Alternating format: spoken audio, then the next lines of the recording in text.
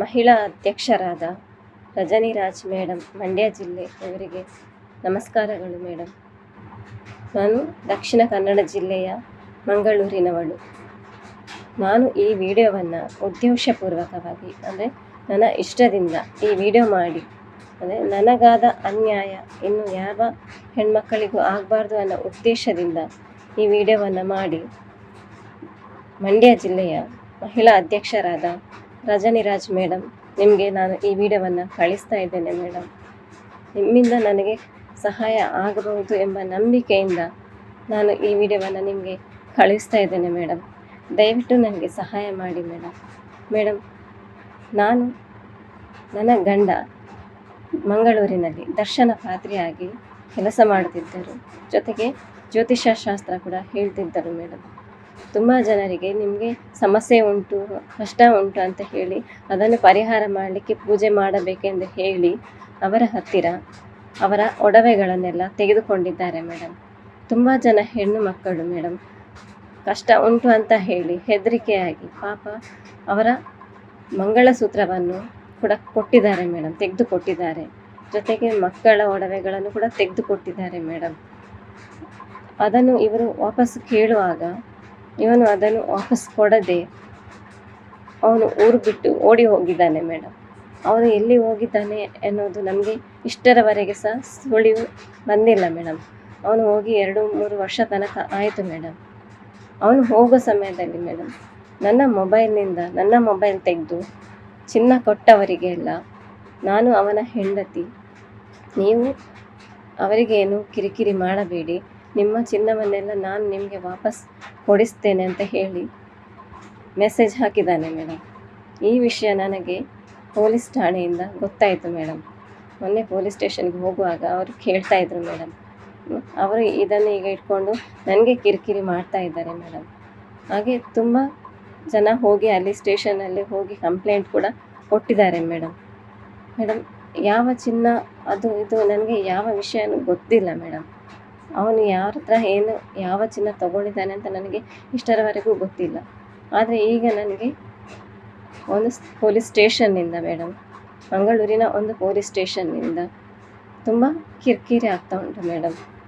ದಿನ ಫೋನ್ ಬರ್ತಾ ಉಂಟು ಮೇಡಮ್. ಮೇಲಿಂದ ಮೇಲೆ ದಿನಕ್ಕೊಂದು 2-3 ಸರ್ತಿ ಫೋನ್ ಮಾಡ್ತಾರೆ ಮೇಡಮ್. ನೀವು ಬರಬೇಕು ಅಂತೇಳಿ ನನಗೆ ಒತ್ತಾಯ ಮಾಡ್ತಾ ಇದ್ದಾರೆ ಮೇಡಮ್. ನೀವು ಬಂದು ಚಿನ್ನಕ್ಕೆ ಪ್ರೂಫ್ ಆಗಿ ನಿಲ್ಲಬೇಕು, ವಿಟ್ನೆಸ್ ಆಗಬೇಕು, ಸೈನ್ ಹಾಕಬೇಕಂತ ಹೇಳ್ತಾರೆ ಮೇಡಮ್. ಆದರೆ ನನಗೆ ಯಾವ ಚಿನ್ನ ಯಾರ್ದು ಎಂಥ ವಿಷಯ ಗೊತ್ತಿಲ್ಲ ಮೇಡಮ್. ನಾನು ಹೇಗೆ ಅದಕ್ಕೆ ಪ್ರೂಫ್ ಆಗಿ ನಿಲ್ಲಬೇಕು ಅಂತ ನನಗೆ ಗೊತ್ತಾಗ್ತಾ ಇಲ್ಲ ಮೇಡಮ್. ನನಗೆ ಸ್ಟೇಷನ್ಗೆ ಹೋಗಲಿಕ್ಕೆ ತುಂಬ ಹೆದರಿಕೆ ಆಗ್ತಾ ಉಂಟು ಮೇಡಮ್. ನಾನು ಬರೋದಿಲ್ಲ ಅಂತ 2-3 ಸರ್ತಿ ನಾನು ಹೋಗಲಿಲ್ಲ ಮೇಡಮ್.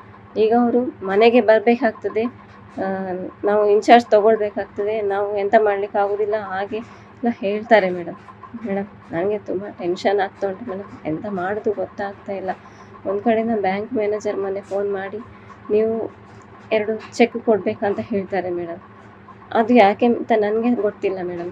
ಬ್ಲ್ಯಾಂಕ್ ಚೆಕ್ ಕೊಡಬೇಕಂತ ಹೇಳ್ತಾರೆ ಮೇಡಮ್. ನಾನು ಯಾಕೆ ಈ ವಿಷಯದಲ್ಲಿ ನಾನು ತಪ್ಪು ಮಾಡಲಿಲ್ಲ ಮೇಡಮ್.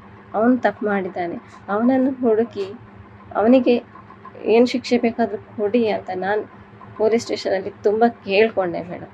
ಆದರೆ ಅವರು ಆ ಕೆಲಸ ಮಾಡದೆ ದಿನ ನನಗೆ ಕಿರಿಕಿರಿ ಮಾಡ್ತಾರೆ ಮೇಡಮ್. ನಾನು ಎಂತ ಮಾಡಬೇಕು ಅಂತ ನನಗೆ ಗೊತ್ತಾಗ್ತಾ ಇಲ್ಲ ಮೇಡಮ್. ನಾನು ಇಬ್ಬರು ಮಕ್ಕಳನ್ನು ನನ್ನನ್ನು ನಡು ನೀರಿನಲ್ಲಿ ಬಿಟ್ಟು ಓಡಿ ಹೋಗಿದ್ದಾನೆ ಮೇಡಮ್. ಇಷ್ಟರವರೆಗೆ ಅವನು ನಮಗೆ ಎಂಥ ಸುಳಿವೇ ಕೊಡಲಿಲ್ಲ. ಅವನು ಎಲ್ಲಿದ್ದಾನೆ ಅಂತ ನಮಗೆ ಗೊತ್ತೂ ಇಲ್ಲ. ಈಗ ನಾನು ಒಂದು ಬಾಡಿಗೆ ಮನೆಯಲ್ಲಿ ವಾಸ ಮಾಡ್ತಾ ಇದ್ದೇನೆ ಮೇಡಮ್. ಮಂಗಳೂರಿನ ಒಂದು ಸಂಸ್ಥೆಯಲ್ಲಿ ಈಗ ನಾನು ಕೆಲಸಕ್ಕೆ ಸೇರಿದ್ದೇನೆ. ತಿಂಗಳಿಗೆ 10,000 ನನಗೆ ಸಂಬಳ ಬರ್ತದೆ ಮೇಡಮ್. ಅದರಲ್ಲಿ ಮನೆ ಬಾಡಿಗೆ, ಮಕ್ಕಳ ಶಾಲೆ ಖರ್ಚು, ಅವರ ಆರೋಗ್ಯದಲ್ಲಿ ಹುಷಾರಿಲ್ಲದಾಗ ಅದಕ್ಕೆ ಖರ್ಚು, ಜೊತೆಗೆ ಮೇಡಮ್ ನನಗೆ ಸ್ವಲ್ಪ ಬೆನ್ನು ನೋವಿನ ಪ್ರಾಬ್ಲಮ್ ಮತ್ತು ಗಂಟು ನೋವಿನ ಸಮಸ್ಯೆ ಉಂಟು ಮೇಡಮ್. ಅದಕ್ಕೆ ತಿಂಗಳು ನನಗೆ ಮೆಡಿಸಿನ್ಗೆ ತುಂಬ ಖರ್ಚಾಗ್ತದೆ ಮೇಡಮ್. ನನಗೆ ಎಂತ ಆ 10,000ದಲ್ಲಿ ನನ್ನ ಜೀವನವೇ ನನಗೆ ಕಷ್ಟ ಆಗಿದೆ ಮೇಡಮ್. ಹೇಗೋ ಮಕ್ಕಳಿಗೋಸ್ಕರ ಅಂತ ನಾನು ಬದುಕ್ತಾ ಇದ್ದೇನೆ ಮೇಡಮ್. ಅವರನ್ನು ಚೆನ್ನಾಗಿ ನೋಡ್ಕೋಬೇಕನ್ನೋ ಕಾರಣಕ್ಕೆ ನಾನೀಗ ಬದುಕ್ತಾ ಇದ್ದೇನೆ ಮೇಡಮ್.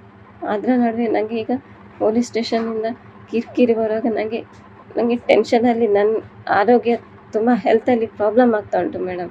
ನನಗೆ ಹೆದರಿಕೆ ಆಗ್ತಾ ಉಂಟು ಮೇಡಮ್. ಸ್ಟೇಷನಲ್ಲಿ ಇವರು ಫೋರ್ಸ್ ಇದು ಮಾಡ್ತಾರೆ ಮೇಡಮ್, ತುಂಬ ಒತ್ತಾಯ ಮಾಡ್ತಾರೆ, ಬರಬೇಕಂತ ತುಂಬ ಒತ್ತಾಯ ಮಾಡ್ತಾರೆ ಮೇಡಮ್. ನಾನು ಎಂತ ಮಾಡಬೇಕು ಅಂತ ನನಗೆ ಗೊತ್ತಾಗ್ತಾ ಇಲ್ಲ ಮೇಡಮ್. ಅವನನ್ನು ಹುಡುಕಿ ಮೇಡಮ್, ಅವನಿಗೆ ಎಂತ ಬೇಕಾದರೂ ಶಿಕ್ಷೆ ಕೊಡಿ ಮೇಡಮ್. ಆದರೆ ನಾನು ಯಾವ ರೀತಿ ಎಂಥ ತಪ್ಪು ಮಾಡಲಿಲ್ಲ ಮೇಡಮ್. ನನಗಾದ ಅನ್ಯಾಯ ಯಾರಿಗೂ ಆಗಬಾರ್ದು ಮೇಡಮ್. ಯಾವ ಹೆಣ್ಮಕ್ಕಳಿಗೂ ಈ ಪರಿಸ್ಥಿತಿ ಬರಬಾರ್ದು. ಅದಕ್ಕೋಸ್ಕರ ಮೇಡಮ್ ನಾನು ನಿಮ್ಮಲ್ಲಿ ಸಹಾಯ ಕೇಳ್ತಾ ಇದ್ದೇನೆ ಮೇಡಮ್. ನನಗೆ ಸ್ಟೇಷನ್ನಿಂದ ಫೋನ್ ಬರೋದು ತುಂಬ ಟೆನ್ಷನ್ ಆಗ್ತದೆ, ಹೆದರಿಕೆ ಆಗ್ತದೆ. ಬದುಕುದೇ ಬೇಡ ಅಂತ ಅಂದ್ಕೊಳ್ತೇನೆ ಮೇಡಮ್.